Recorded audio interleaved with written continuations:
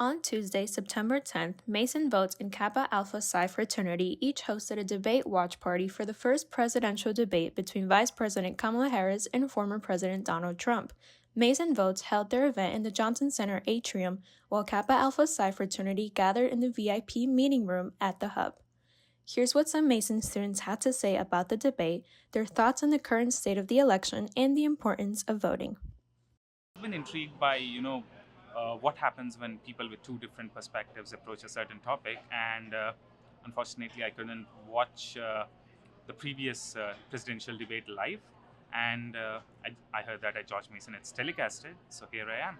Which is really known as a country buster. It breaks up countries. We have inflation like very few people. For the political watch party, I just feel like we should be able to highlight both candidates and allow people to see political views from both angles.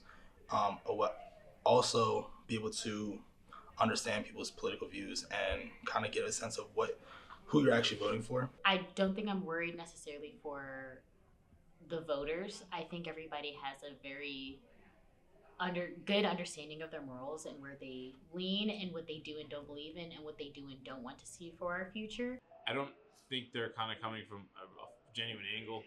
I mean, I guess ideally I'd like for them to just kind of owe up to things they've done wrong and say, hey, I'm trying to change or trying to do good for the country.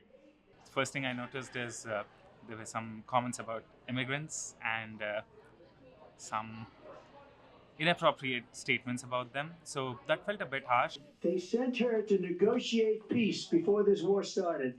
3 days later, he went in and he started the war. If you're like set on wanting to vote, and you have any amount of indecision, you definitely should watch the debate because you're seeing kind of the two worlds they pitted against each other.